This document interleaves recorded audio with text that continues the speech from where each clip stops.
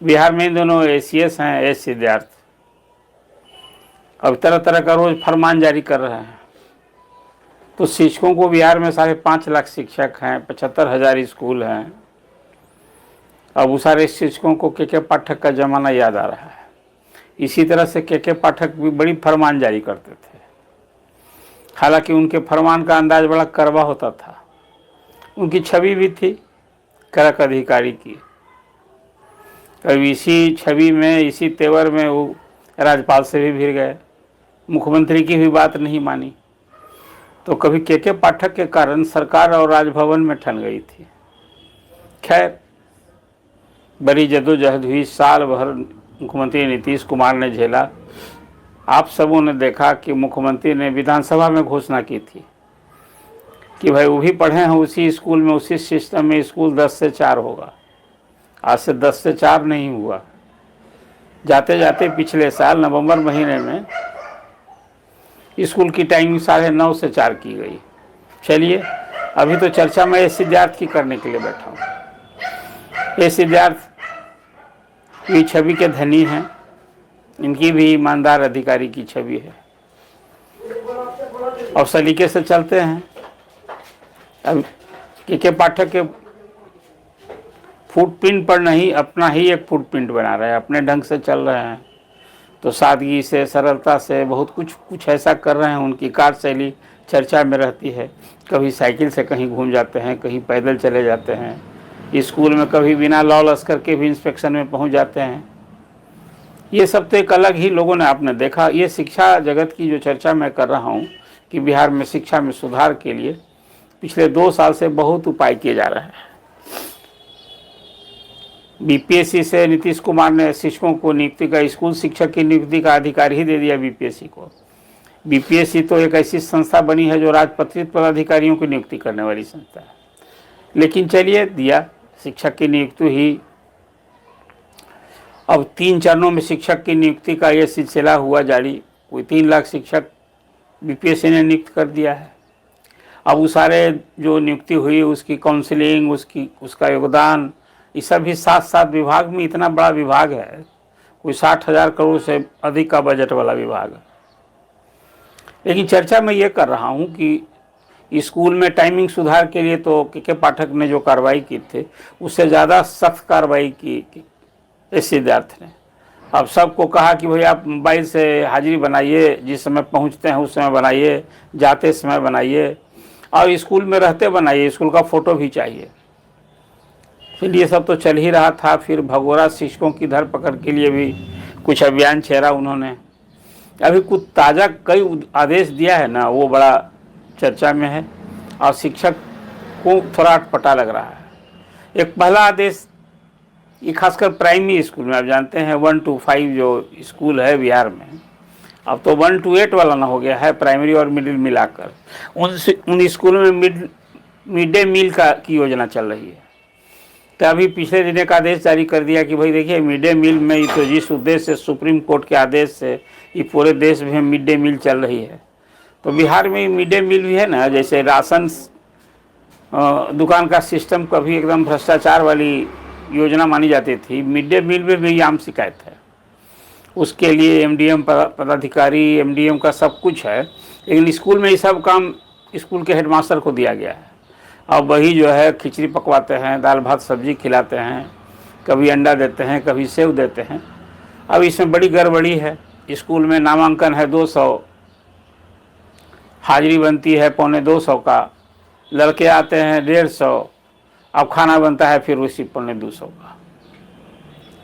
तो ये सब तरह का घालमेल है, बहुत है। तो उसमें सुधार के लिए एक नया फरमान जारी हुआ कि भाई नहीं, हेडमास्टर के साथ सभी शिक्षकों का रोज़, जो छात्र उपस्थित हैं, जिनके लिए जितना भोजन बनता है सब लोग, उसका सभी शिक्षकों का अब दस्तखत होगा रोज़, और रोज़ ही रिपोर्टिंग करनी होगी। अब इसको लेकर, अब देखिए स्कूल में मिड डे मील बनेगा तो ये एक अलग है। मैं तो मानता हूँ कि पूरे ये मिड डे मील की जो योजना है, आप यदि पढ़ाई चाहते हैं स्कूल में, शैक्षणिक सुधार चाहते हैं, तो ये मिड डे मील की योजना से शिक्षक को अलग कर दीजिए। उसका काम सिर्फ पढ़ाने का लीजिए कि 9:30 बजे से जाता है, जब क्लास लगता है तो उसको टिफिन आवर में कोई भोजन एजेंसी दे दीजिए, आजकल तो बिहार में नीतीश जी जीविका दीदियों की धूम की बात करते हैं। वो कहा करते हैं कि भाई हमने तो जीविका योजना शुरू की, जीविका दीदी नाम दिया और हमारा ही नकल कर ली है केंद्र सरकार, आजीविका को आजीविका कर दी।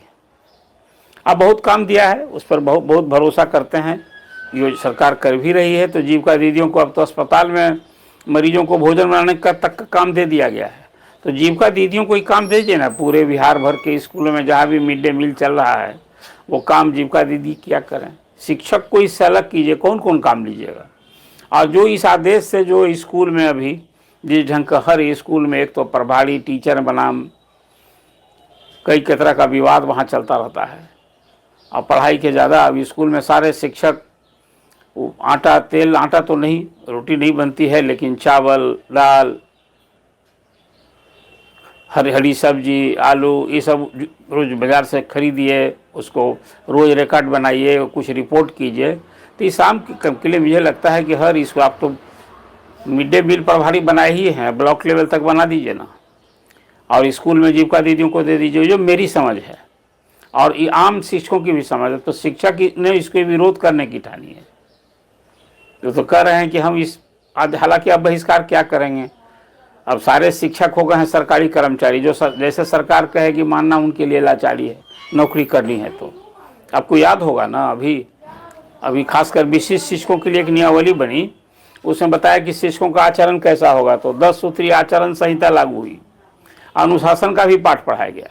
तो शिक्षक को तो जो सरकार कहेगी मानना उनकी लाचारी है। लेकिन ये मिड डे मील के लिए जो नया फरमान जारी हुआ है, मुझे लगता है कि ये विद्यार्थी जितना कीन है शिक्षा में सुधार के लिए, पढ़ाई में सुधार के लिए, तो तत्काल इसको मिड डे मील योजना को रीथिंक करना चाहिए। हम इसको किसी NGO से दें जो टेस्टेड हो, उसके आप काम धाम देखें, और नहीं तो जीविका दीदी तो उपलब्ध हैं सब जगह, उनको दे दीजिए। तो एक फरमान जो जारी हुआ है, इसलिए शिक्षकों में जो रोष है, क्षोभ है, विरोध है, उसकी चर्चा मैंने की। एक और फरमान अभी जारी हो गया, कहा कि भाई स्कूल में अब तो छात्रों को जो हम देते हैं, अभी साइकिल देते हैं, पोशाक देते हैं, छात्रवृत्ति देते हैं, नेपकिन देते हैं, तो ये सब तो सब DBT के माध्यम से जाता है, बैंक खाता में सब पैसा जाता है। तो सिस्टम तो पेमेंट का ठीक कर दिया गया है, बीच में ये इसमें बहुत शिकायत थी।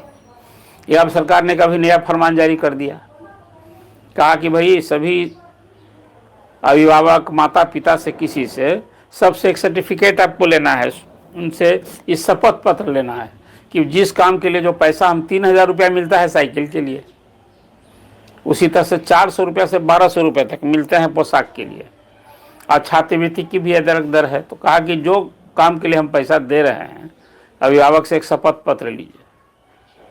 इसका ध्येय उद्देश्य मैं अच्छा मानता हूँ। फिर ये काम दे दिया आपने शिक्षकों को ही, स्कूल को ही, और DBT से जा रहा है, तो अब इस स्कूल का कहाँ पेमेंट है, वो तो सब कुछ विवरण आपने ले लिया है।